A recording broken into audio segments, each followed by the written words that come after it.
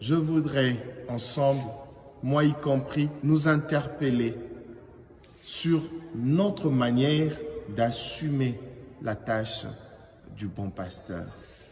Le bon pasteur aujourd'hui, ce n'est pas que Jésus. Le bon pasteur aujourd'hui, c'est le parent pour leurs enfants.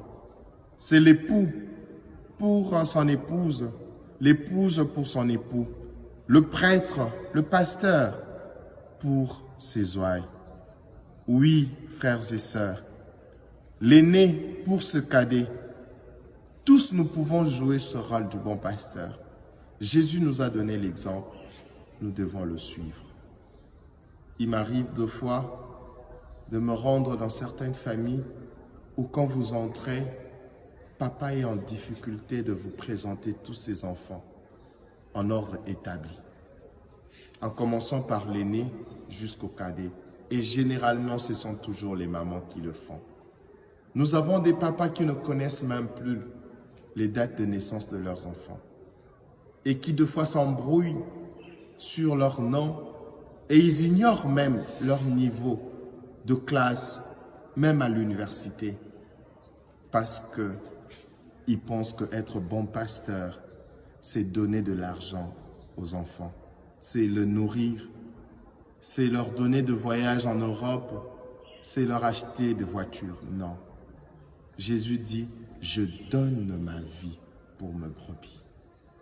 Chers parents, beaucoup de vos enfants souffrent de votre absence. Beaucoup de vos enfants souffrent de votre inattention. Ils ont besoin de vous, pas de ce que vous avez. Vous n'êtes pas parents parce que vous avez de l'argent. Vous êtes parents parce que Dieu vous a permis de donner la vie. Cessez, s'il vous plaît, de présenter à vos enfants vos avoirs et leur cacher votre être. Vos enfants ont besoin de votre être. Jésus ne nous a pas montré les avoirs. Jésus se donnait à nous. En os, en chair, il a donné son sang comme boisson, sa chair comme nourriture. Et je crois que c'est l'exemple que tout parent doit suivre. Vous avez aujourd'hui des familles d'apparence heureuse où ils ont tout. Il y a tout, l'argent, le pouvoir. Mais quand vous rencontrez les membres de cette famille, il y a une tristesse au fond du cœur parce que l'amour n'existe pas. Parce que les enfants n'ont personne à qui parler, personne avec qui aborder les problèmes qui les tourmentent. Et l'Église a pris maintenant la place de certains parents. Nous sommes prêtres. Qu'est-ce que nous n'écoutons pas? Parce que beaucoup des parents sont absents. Et je veux parler aussi aux conjoints, époux, épouses. Quand vous êtes époux d'une femme, de votre épouse, ne le soyez pas simplement en accomplissant vos tâches comme mari, en donnant de l'argent. Il y a des choses qui ne s'achètent pas. Cher mari, chère femme, soyez le bon berger de votre mari, de votre femme.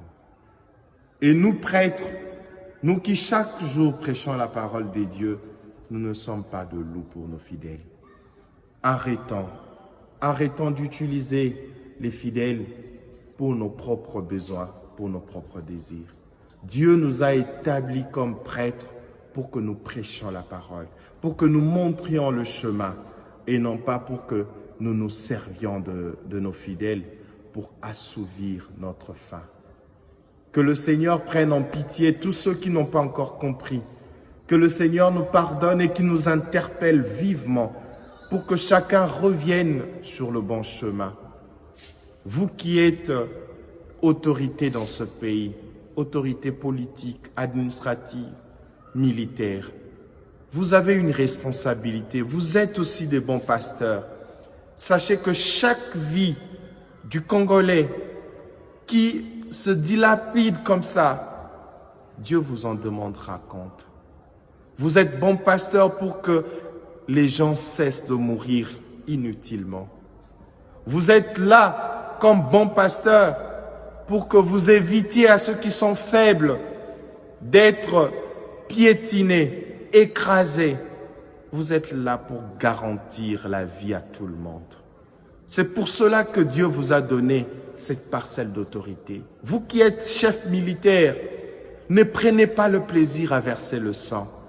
Le Seigneur attend de vous d'être un bon pasteur. Il vous en demandera compte. Vous qui gérez le pays sur le plan administratif, jusqu'à quand vous continuerez à multiplier de faux papiers? Jusqu'à quand les gens mourront de faim parce que vous mangez seuls l'argent du trésor public? Nous devons être tous de bons pasteurs. La souffrance continue parce que nous avons abandonné notre rôle du bon pasteur. Pour que notre pays se relève, chacun doit devenir le gardien de l'autre. Que le Seigneur bénisse la RDC, que le Seigneur bénisse notre Église, que le Seigneur vous bénisse. Amen.